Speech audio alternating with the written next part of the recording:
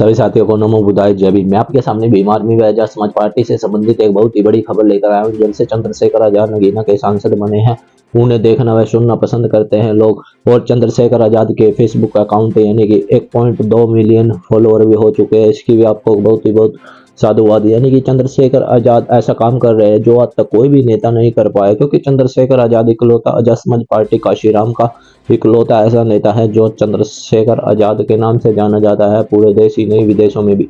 क्योंकि चंद्रशेखर आजाद का पहले ही अमेरिका में छपने वाली टाइम मैगजीन में 100 बढ़ते हुए नेताओं की लिस्ट में उनका नाम आ चुका है। इसी कारण ही चंद्रशेखर आजाद से मनुवादी यानी जो सामंत को मानते हैं वो बह खाते रहते हैं, और कभी कभी तो चंद्रशेखर आजाद पर अभद्र टिप्पणी करते रहते हैं।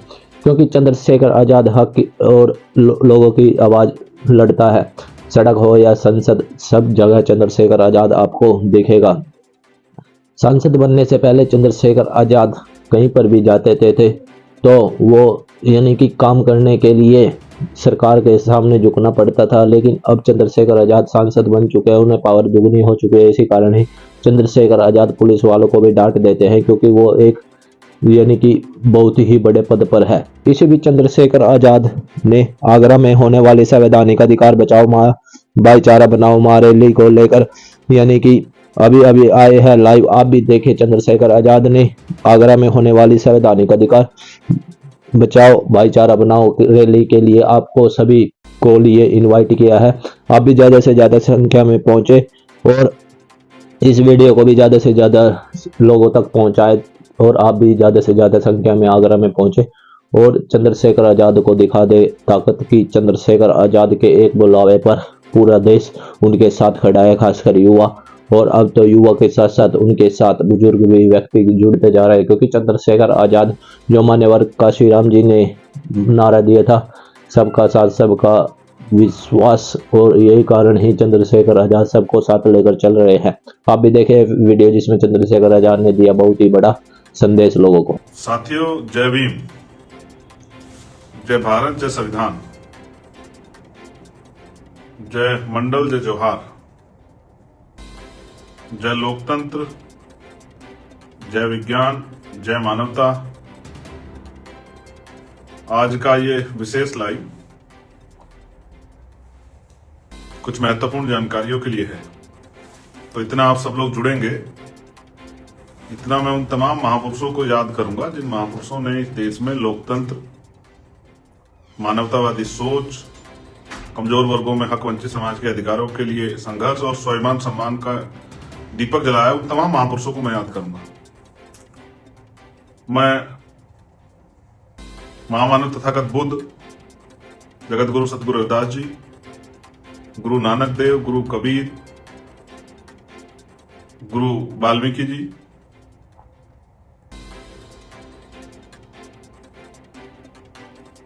सतगुरु समनदास जी,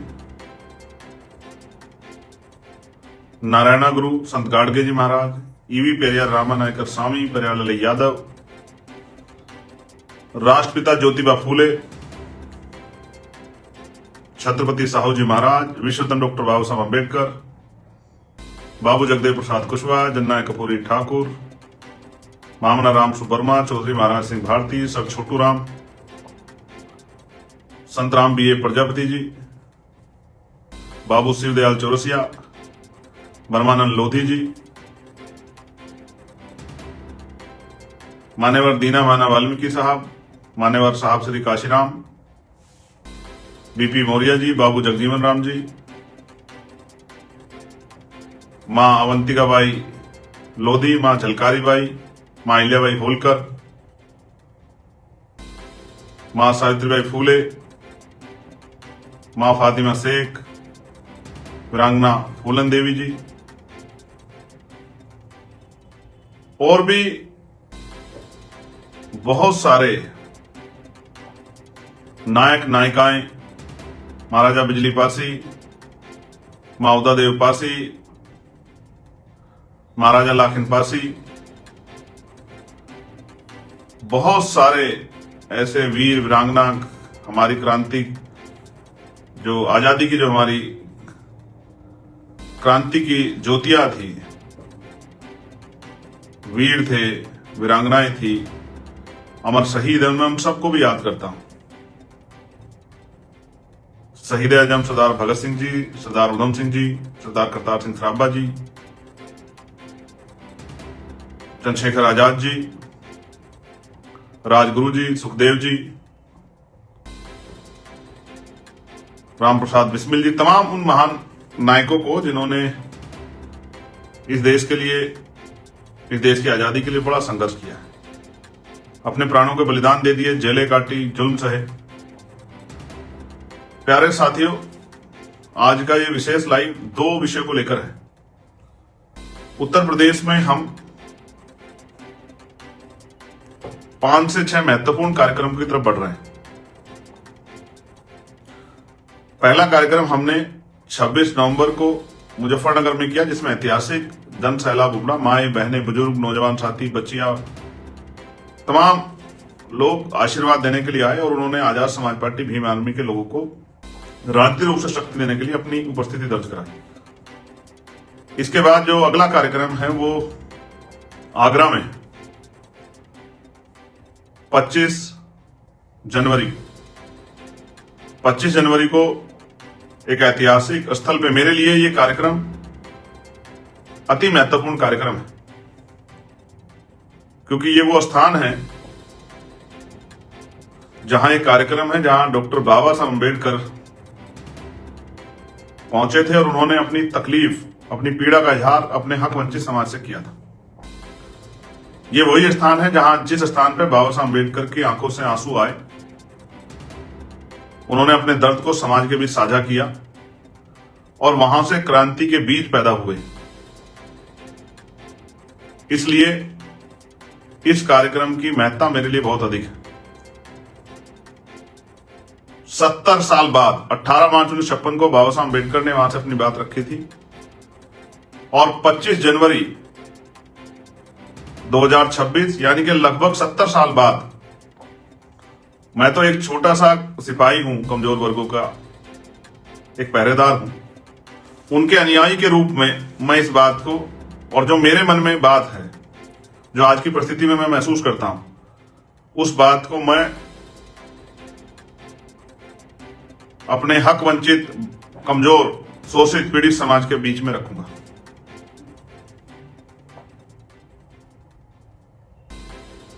क्योंकि जब तक आप तक बात नहीं पहुंचेगी, जब तक आप उस बात को सुनेंगे नहीं, समझेंगे नहीं, उस बात पर ध्यान नहीं देंगे, तब तक चीजें आगे नहीं बढ़ेंगी। तो ऐतिहासिक धरती है, पवित्र धरती है, ऐतिहासिक स्थल है, महत्वपूर्ण तिथि है, कार्यकर्ताओं का, पार्टी के संगठन के लोगों का बड़ा संघर्ष है। मैं लगातार देख रहा हूं जिस तरह से कार्यक्रम को सफल बनाने के लिए प्रयास किए जा रहे हैं। मैं वहां की पूरी टीम की, उस मंडल की पूरी टीम की, उनके प्यार सहयोग का बहुत बहुत धन्यवाद करता हूं। और मुझे आशा है, विश्वास है कि तमाम बाधाओं को पार करके, जो कोशिश अक्सर विरोधी करते हैं, उन सबको पार करके आप अपने कार्यक्रम को ऐतिहासिक रूप से सफल बनाएंगे। मुझे हमारी पार्टी के प्रदेश के नेतृत्व पे, मंडल, जिलों, विधानसभा और आखिरी पायदान पे जो बूथ के हमारे कार्यकर्ता, उनकी मेहनत पर भरोसा है। भीम आर्मी आजाद समाज पार्टी के कार्यकर्ता और बहुजन समाज का जिस तरह का प्यार लगातार हमें मिला है, और वहां के व्यापारी भाइयों का, वहां के अधिवक्ता साथियों का जिस तरह का प्यार, आशीर्वाद वहां से बहनों का, बच्चियों का, माओ का हमेशा लगातार मुझे मिलता रहा है। उम्मीद है इस बार भी बड़ी संख्या में हमारी माएं, बहनें, बच्चियां, बच्चे, बड़े बुजुर्ग आशीर्वाद देने के लिए हमें वहां पहुंचेंगे। तो बड़ी चाहत, बड़ी शिद्दत से मुझे उस दिन का इंतजार है जब मैं आगरा में आपके बीच में उस स्थल पे पहुंचूंगा जहां हम सबके मसीहा, देश के नायक, देश को एकता के सूत्र में पिरोने वाले, देश के संविधान के निर्माता, राष्ट्र के गौरव, भारत रत्न की उपाधि से सम्मानित डॉक्टर बाबा साहब अम्बेडकर पहुंचे थे। उसके बाद 4 तारीख को हमारी रैली कन्नौज में तय हुई है। 8 तारीख को हमारी रैली संत कबीरनगर में तय हुई है फरवरी में, और 25 फरवरी को हमारी रैली जौनपुर में प्रस्तावित हुई। इसके बाद 15 मार्च को हमारी रैली वो बाराबंकी में प्रस्तावित हुई है, और 29 मार्च को हमारी रैली लखीमपुर खीरी में प्रस्तावित हुई। प्यारे साथियों, ये बात मैंने आपको इसलिए बताई क्योंकि आप लाइव के माध्यम से मुझे अभी सुन रहे होंगे और हजारों की संख्या में भी आप सुन रहे हो और बाद में आप सुनेंगे। अलग अलग प्लेटफॉर्म के जरिए आप इसको सुनेंगे, फेसबुक, यूट्यूब, इंस्टाग्राम के जरिए छोटे छोटे हिस्सों को आप देखेंगे। कई बार होता है कि आप तक सूचना नहीं पहुंच पाती, इसलिए मुझे लगा कि आपको सूचना मुझे स्वतः देनी चाहिए कि आपने अपने यहां पर कार्यक्रम को पहुंचकर आप सफल बनाएं और विरोधियों को मुंहतोड़ जवाब दें। प्यारे साथियों, मैं एक निमंत्रण भी बहुजन मीडिया के साथियों को देना चाहता हूं। जिस तरह से बहुजन मीडिया के साथी निस्वार्थ भाव से इस आंदोलन को मदद करने का काम कर रहे हैं, मैं उनके मिशन के प्रति इस भाव का दिल की गहराई से सम्मान करता हूं और मैं उनके इस योगदान को किसी कीमत पर नहीं भूलूंगा। इस बात का भी उनको विश्वास दिलाता हूं। जिस तरह से आपने अपनी जिम्मेदारी को समझ के चीजों पे काम किया है, आप पहले से पहुंचकर रूखी सूखी खाकर जैसी जगह सोना रहना मिलता है उसी तरह से आप रहकर और जिस तरह से आप हमारी मदद कर रहे हैं, मैं आपका दिल से आभारी हूं और मैं आपको विश्वास दिलाता हूं कि मैं आपकी इस मदद को नहीं भूलूंगा। मुझे सच कहने में कोई परहेज नहीं है, आपका बहुत बड़ा योगदान है, मैं इस बात को समझता हूं। इसलिए मैं बहुजन मीडिया के साथियों को निमंत्रण भी दे रहा हूं, क्योंकि हरदोई में मैंने देखा था इतनी बड़ी रैली हुई थी, लाखों की संख्या में लोग थे, पेड़ों से लोग चिपटे हुए थे, छतें भरी हुई थी, लेकिन जिसको हम लोकतंत्र का चौथा स्तंभ मीडिया कहते हैं, उसके पास तो 1 मिनट नहीं था कि हमारी इतनी बड़ी रैली की 1 मिनट की खबर चला दें। इससे स्पष्ट होता है कि भारतीय मीडिया में का एक बहुत बड़ा हिस्सा लोकतांत्रिक व्यवस्था को नहीं मानता, संवैधानिक व्यवस्था को नहीं मानता। वो खबर दिखाने के साथ साथ खबर छिपाने का भी शायद जो है काम करता है। ये लोकतंत्र पे एक बहुत बड़ा हमला है। इसलिए मैं बहुजन मीडिया के साथियों को भी धन्यवाद करूंगा कि जिस तरह से उन्होंने एक अल्टरनेट मीडिया तैयार किया है, अपने बहुजन समाज के नेताओं को आत्मनिर्भर बनाने का प्रयास किया है। मैं उनका ये प्रयास सराहनीय है और उनको इसके लिए बधाई जरूर दी जानी चाहिए। प्यारे साथियों, बहुत महत्वपूर्ण बातें आपसे करनी है। आगरा में आपसे मुलाकात होगी। आशा और उम्मीद कि आप इस पर ध्यान देंगे और मजबूती से इस कार्यक्रम को सफल बनाएंगे। मैं आपका इंतजार करूंगा 10 बजे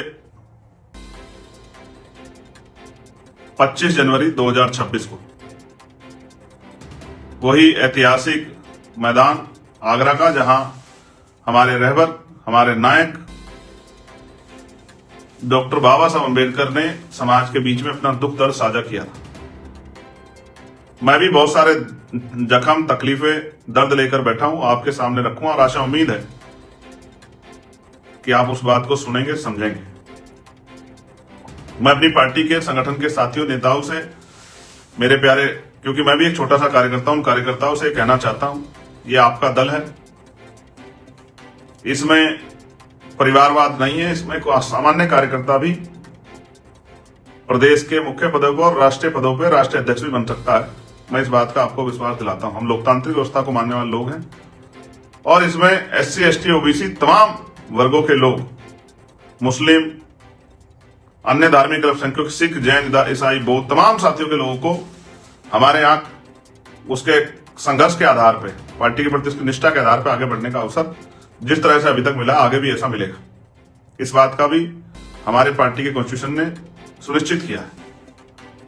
प्यारे साथियों, जो अभी साथी काम कर रहे हैं, मैं उनको दिशा निर्देश के तौर पर कहना चाहता हूं कि वो जाति विहीन समाज बनाने के लिए सबसे पहले खुद को, अपने परिवार को तैयार करें और फिर समाज को तैयार करें, भाईचारा पैदा करें, कमजोर वर्गों में अति पिछड़ी जातियों को जोड़ने का काम करें,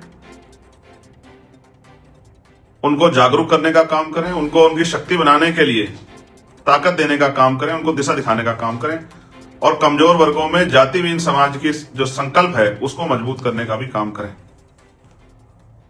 बड़े पैमाने पे लोगों को दल से जोड़ के अपनी पार्टी की विचारधारा पॉलिसी को लोगों तक पहुंचाने का काम करें और जो जुल्म जाति अन्याय अत्याचार हो रहा है कमजोर वर्गों पे उसको रोकने का काम करें। ये तभी संभव है जब दिशा निर्देश देने वाले हाथ की जो कलम है वो आपके हाथ में होगी। इसलिए लोकतंत्र में सरों की कीमत है, हमें सरों को जोड़ के ताकत बनानी है। इसलिए हमें घर से निकल के मेहनत करके लोगों को बड़े पैमाने पे तैयार करना होगा। आपने मुझे सुना और बाद में भी आप सुनेंगे। मैं आप सबको धन्यवाद देता हूं इस प्यार के लिए, सहयोग के लिए, आशीर्वाद के लिए। और आप तमाम अपनी पार्टी के नेताओं, कार्यकर्ताओं, पदाधिकारियों से ये अपील करना चाहता हूं कि अपने अपने कार्यक्रमों को सफल बनाएं मजबूती से और भविष्य में जो 2027 है उसके लिए कमर कस लें, अपने आप अपनी ताकत बना के उत्तर प्रदेश की सत्ता अपने हाथों में लें और तमाम लोगों को, सभी जाति धर्मों के लोगों को जो व्यवस्था पॉलिसी बना के जो है व्यवस्था बनाकर जो लोगों के आंसू पूछने का काम करना उस काम को करें। आज उत्तर प्रदेश में क्या हाल है आप देख रहे हैं, किस तरह से भाई सोनू कश्यप को जिंदा जला दिया गया। आप महसूस करके देखिए, ये झूठ बोलने वाले लोग, झूठे भाईचारे की बात करने वाले लोग, इनका एक संगठन भाई सोनू कश्यप के को न्याय दिलाने के लिए नहीं खड़ा हुआ। जो भाईचारे की बात करते हैं ये बांग्लादेश के लोगों पे रोते हैं। बांग्लादेश के लोगों को, जहां ये रहते नहीं हैं, जहां ये टैक्स नहीं देते हैं, जहां इनका आना जाना नहीं है, जहां इनकी जमीन संपत्ति नहीं है, जहां इनका लेन देन नहीं है, शादी ब्याह नहीं होते, व्यवहार नहीं, वहां के लोगों को अपना बना के ये देश का माहौल तो खराब करते हैं, सवाल पूछते हैं। लेकिन जब देश में यहां दिल्ली से 100 किलोमीटर दूर पे भाई सोनू कश्यप को जिंदा जला दिया जाता है, तब इनके मुंह से आवाज नहीं निकलती। तब ये सारे संगठन मौन व्रत धारण कर लेते हैं, क्योंकि वहां इनका एजेंडा फिट नहीं बैठ रहा होता है, क्योंकि वहां आरोपी मुसलमान नहीं होता है। वहां आरोपी जिसको टारगेट करके देश का माहौल खराब कर सकते वो नहीं होता है। मैंने भी और मैं अपने लोगों से जा कहूंगा कि ये इनकी असलियत को देखें कि कपसाड़ में जब आपकी बच्ची को बेइज्जत किया गया, उसको ले जा लिया गया अपहरण करके और उसकी मां को जो है उसकी हत्या कर दी गई, तो किस तरह का माहौल इन्होंने अपने चैनलों पर बैठ के और छोटे छोटे यूट्यूब चैनल पे इंटरव्यू देके किस तरह से आपकी अस्मिता से खेलने का काम किया। ये बात मैं गांव गांव जाके अपने लोगों को बताऊंगा, जो बहुजन समाज के लोग। और फिर मेरे जैसे चुने हुए जनप्रतिनिधि को अपने उस पिछड़े अति पिछड़े परिवार से, जो मेरी मां और वो बहन जो इंतजार कर रही थी कि भाई आके मैं न्याय दिलाएगा, उससे मिलने नहीं दिया। मेरे बाद वहां भाजपा और तमाम दलों के लोग गए, लेकिन ऐसा पता नहीं क्या था कि मेरे जाने से क्या होता। जब मैंने परिवार को अपने पास बुलाने की कोशिश की, 300 मीटर से पुलिस को खींच के लेगी परिवार को। ये है आपके भाईचारे की सच्चाई। ये वो भाईचारा है जो सुबह शाम हमारे अधिकारों के खिलाफ पंचायतें करता है, सम्मेलन करता है, जन जागरण अभियान चलाता है। हमारे ही जो इनको भाईचारे की बात करते हैं, हिंदू भाईचारे, इन्हीं लोगों को दलित पिछड़ों के अधिकारों के खिलाफ आरक्षण से लेकर तमाम चीजों पे जो है रोज गाली देने का काम करता है। ये वही भाईचारा, इसको भी हमारे लोगों को समझना चाहिए। और ये भाईचारा जब अपने लोगों का नहीं हुआ तो आपका क्या होगा। किस तरह से शंकराचार्य स्वामी अविमुक्तेश्वरानंद को किस तरह से उनके जो अनुयायियों किस तरह अपमानित किया गया। हालांकि मेरा स्पष्ट जो है वैचारिक विरोध है, उनसे मतभेद है, वैचारिक मतभेद है, क्योंकि वो भी इंसान है और मैं कॉन्स्टिट्यूशन को मानने वाला व्यक्ति हूं। आर्टिकल 25-26 का सम्मान करता हूं, धार्मिक आस्थाओं का सम्मान करता हूं। आप देखिए किस तरह से चोटी पकड़ के किस तरह से खींचे गए। ये इस सरकार के अगर अहंकारी तानाशाही नीतियां नहीं है उत्तर प्रदेश सरकार की, तो क्या किस तरह से चोटी पकड़ के जो है उनके अनुयायियों को खींचा गया, किस तरह से उनको अपमानित किया गया। मैं उनको जब बोलते सुन रहा था, उनकी आंखों से मैं बहने वाले आंसुओं को देख रहा था, उनकी बातों से उनकी पीड़ा को महसूस कर रहा था। इतने वैचारिक मतभेद के बावजूद इंसानियत के नाते उन पर हुए अत्याचार का मैं विरोध करता हूं। जब ये उनके नहीं हुए तो आपके क्या होंगे, आपको सोचना पड़ेगा। वो वर्ण व्यवस्था के समर्थक है, मैं वर्ण व्यवस्था के खिलाफ। मैं मानवता का सिपाही हूं। मैं मानता हूं कि कोई आदमी जन्म के आधार पर श्रेष्ठ और जन्म के आधार पर छोटा नहीं, नीच नहीं हो सकता। मैं मानता हूं कि सब मनुष्य अपने कर्मों के आधार पर सम्मान प्राप्त करते हैं और अपमान के भागीदार होते हैं। वो मानते हैं कि लोग जन्म से श्रेष्ठ हैं और वो तय करते हैं कि इन जातियों को यही काम करना है। लेकिन उसके बावजूद भी, इतनी असहमति के बावजूद भी, भारतीय नागरिक होने के कारण मैं इस बात का पुरजोर विरोध करता हूं जिस तरह का व्यवहार जो है स्वामी शंकराचार्य स्वामी अविमुक्तेश्वरानंद जी के साथ हुआ, उनके अनुयायियों के साथ हुआ। मैं इसका कठोर विरोध करता हूं, जबकि वो मेरे खिलाफ है। लेकिन मानवता के नाते मैं इंसानों के खिलाफ नहीं, मैं उनके लिए भी जो है आवाज उठाने का काम कर रहा हूं। तो जिस तरह का उनके साथ व्यवहार हुआ मौनी अमावस्या के दिन, ये आपके सामने है और जिस तरह का आपके साथ, सोनू कश्यप के साथ हुआ, कपसाड़ की बेटी के साथ हुआ, ये भी आपके सामने है। जिस तरह से यादव समाज के लड़के की चोटी काट दी गई, जिस तरह से आज ही बरेली में जो है मूंछ काट दी गई, सर का मुंडन करवा दिया गया, ये सब आपके सामने है। ये आपके खोखले भाईचारे का सच है, जिसको थोपने का काम आप करते हैं। आपके नारों में सच्चाई नहीं है।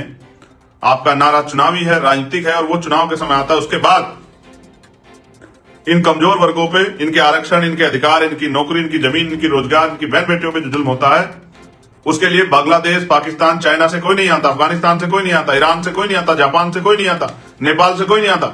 इसी देश में रहने वाले लोग जो सामंतवादी व्यवस्था को मानते हैं, वर्ण व्यवस्था को मानते हैं, ऊंच नीच को मानते हैं, वही लोग इन कमजोर वर्गों को सताने का काम करते हैं, जुल्म करने का काम करते हैं, इनकी हत्या करने का काम करते हैं, इनके सर पे पेशाब करने का काम करते हैं, इनकी कमजोर वर्गों की बहन बेटी को अपमानित करने का काम करते हैं। ये इस देश के भाईचारे की सच्चाई। और जब मैं इनकी बात के खिलाफ बात करता हूं तो ये लोग एडी चोटी का जोर लगा के मेरे ऊपर हमला करते हैं। ऐसे हमलों से मैं बाबा साहब अम्बेडकर का सिपाही डरने वाला नहीं हूं। जगत गुरु रविदास जी महाराज के संतान, गुरु नानक देव संतान, गुरु समनदास जी का आशीर्वाद प्राप्त, मैं जन से डरने वाला नहीं हूं। ये बात आप अच्छी तरह समझें और एडी चोटी का जोर लगा के विरोध करें जितना करना है। मैं अपने लोगों को जागरूक करता रहूंगा और धीरे धीरे हमारे लोग जागरूक होकर ये समझेंगे कि जानबूझ के धर्म की लड़ाई को आगे बढ़ा के कमजोर वर्गों के अधिकारों को छीनने का काम ये सरकार कर रही है। और ये सरकार किसी की नहीं है, यही बात मैं समझाने का प्रयास कर रहा हूं। पढ़े लिखे बेरोजगार नौजवान हर जाति धर्म के लोगों में, महंगाई से हर जाति धर्म के लोग पीड़ा में, सामाजिक धार्मिक आस्था जैसे अब इलाहाबाद में हुआ वैसे ही बरेली में हुआ, नमाज पढ़ने में 12 लोगों को जेल भेजने का काम कर दिया। अभी गुरु रविदास जी की जयंती की परमिशन जो है, बहुत सारे गांव ऐसे हैं प्रदेश के जहां लोग चाहते हैं कि हो, लेकिन सरकार नहीं दे रही, जबकि प्रधानमंत्री मोदी जी और योगी आदित्यनाथ जी जाके माथा टेकते हैं बनारस में, लेकिन ये उनके जो है धार्मिक आयोजन को परमिशन देने का काम नहीं करेंगे। अभी इन्होंने कहा बाबा साहब अम्बेडकर की बड़ी स्टैचू का हम लोग संरक्षण करेंगे, लेकिन जहां गांव में कमजोर वर्गों के लिए बाबा साहब अम्बेडकर पार्क या स्टैचू पार्क बनाना चाहते हैं या स्टैचू लगाना चाहते हैं, वहां ये बिल्कुल परमिशन नहीं देंगे। इसलिए मैं बता रहा हूं कि हमारे लोगों को समझदार बनने की जरूरत है, वरना धीरे धीरे उनके सारे अधिकार खत्म हो जाएंगे। हमारे आरक्षण, हमारे नौकरी, हमारे रोजगार, हमारी शिक्षा, हमारी स्वास्थ्य सेवा के खिलाफ पाकिस्तान, बांग्लादेश, जापान, नेपाल, चीन नहीं आता धरना करने के लिए, आंदोलन करने के लिए। रोज तमाम तरह के जो है मंचों से हमारे महापुरुषों को गाली Pakistan, Japan, Bangladesh, China, Iran, Nepal नहीं दे रहा। ये यहीं के तथाकथित सब लोग नहीं है, बड़े बड़े विद्वान हुए हैं हर समाज में, ब्राह्मण समाज में भी, क्षत्रिय समाज में, वैश्य समाज में बड़े बड़े विद्वान हुए। लेकिन ये चंद वो लोग हैं जो पैदा होने से लेकर मरण तक अपने पैरों में गरीबों का सर रखवाना चाहते हैं, ये साबित करना चाहते हैं कि ये सर्वश्रेष्ठ है और बाकी लोग नीचे। जैसे आज ही मैंने एक बोर्ड पढ़ा जो हमारी एक बहन ने जो है ट्वीट किया है कि बिहार में उच्च जाति बोर्ड बना है, उच्च जाति बोर्ड, और ये दूसरा क्या बनेगा फिर, ये बाकी लोग कौन सी जाति, निम्न जाति है। ये जो सोच है, विभाजनकारी सोच, ये इसी के खिलाफ हमारी लड़ाई है। शर्म आनी चाहिए बिहार की सरकार को और उनके सरकारी अधिकारियों को कि जो कुछ जातियों को ऊंची जाति बता के बाकी लोगों को नीची जाति बताने का काम करते हैं। इस विभाजनकारी सोच ने इस देश को कमजोर किया, इस देश को नुकसान पहुंचा, इस देश को पीछे ले जाने में इन्हीं विभाजनकारी शक्तियों का हाथ है। इन्हीं विभाजनकारी शक्तियों ने कभी देश को इकट्ठा नहीं होने दिया, भाईचारा नहीं बनने दिया। ऊंच नीच का भेदभाव, जाति व्यवस्था, वर्ण व्यवस्था बना के लोगों को एक दूसरे से छोटा बड़ा करके कभी देश को एक अखंड भारत नहीं बनने दिया। ये इन्हीं लोगों की देन है और ये सवाल हमसे करते हैं। लोग जाग रहे हैं, कमजोर वर्गों के लोग समझदार बन रहे हैं। मध्य प्रदेश में आंदोलन चल रहे हैं, उत्तर प्रदेश के लोग देख रहे हैं। जितने कमजोर लोग एकजुट होकर खड़े हो जाएंगे, अपनी ताकत बना लेंगे, एक मौका किसी कमजोर को दे देंगे अपने बीच के व्यक्ति को, उस दिन ठीक हो जाएगा। उस दिन इन्हें किसी का के हाथ नहीं फैलाना पड़ेंगे। उस दिन से जो है इनके बच्चों के लिए अच्छी शिक्षा व्यवस्था, अच्छी चिकित्सा व्यवस्था, रोजगार व्यवस्था, सम्मान व्यवस्था, जमीन व्यवस्था, जुल्म जाति का खात्मा होने का काम होगा, ऐसा मेरा विश्वास है। और ये मैं ये नहीं कहूंगा कि होगा, ये हम करके दिखाएंगे, इस बात का भी मैं ऐलान करता हूं।